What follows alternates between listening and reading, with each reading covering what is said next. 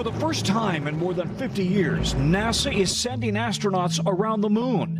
And while the ambitions for this mission are a lot bigger, the agency's workforce and share of the federal budget are both smaller than they were in the 1960s.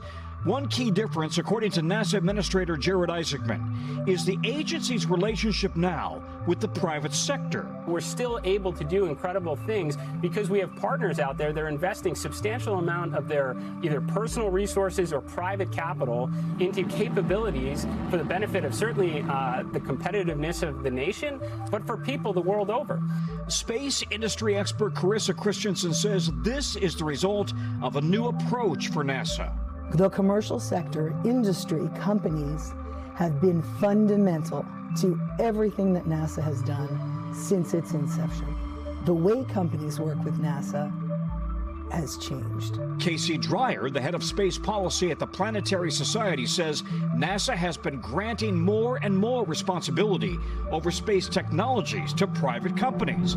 We have liftoff. Last year, about 85% of all U.S. launches were handled by just one company, SpaceX. The new modern paradigm is that a lot of these commercial space companies are basically providing a service to NASA. This is a radically new way to do it. It's a strategic shift already yielding tremendous success for NASA.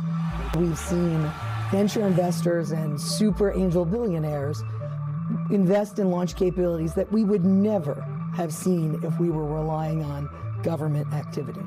Billionaires like SpaceX CEO Elon Musk and Blue Origin's Jeff Bezos. The taxpayer is funding individuals and funding companies to have capabilities previously only owned by national superpowers. If those individuals like Elon Musk and Jeff Bezos decide they don't want to do this anymore, they can walk away, and we're in a lot of trouble. NASA's head of science, Dr. Nikki Fox, says these private companies have a strong relationship with the agency, working together now to achieve the nation's goals in space. We have a lot of oversight and insight into what is going on. People often embedded with, working side by side with our industry partners. And I think that's the best way to grow a really strong space economy. And while NASA's budget has come under pressure recently, investment in the private space industry is showing no signs of slowing down. The World Economic Forum projects the global space economy will grow to $1.8 trillion by 2035.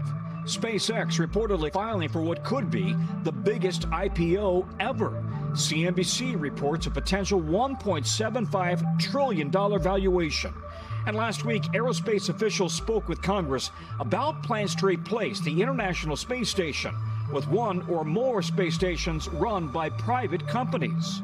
Can NASA get to the moon or to Mars without the private sector? No, I think it will take all of us. Now, we've talked about the pressure the private sector is under right now to come up with the right architecture for NASA. Keep in mind, NASA does not have a lunar lander. They want to land in 2028.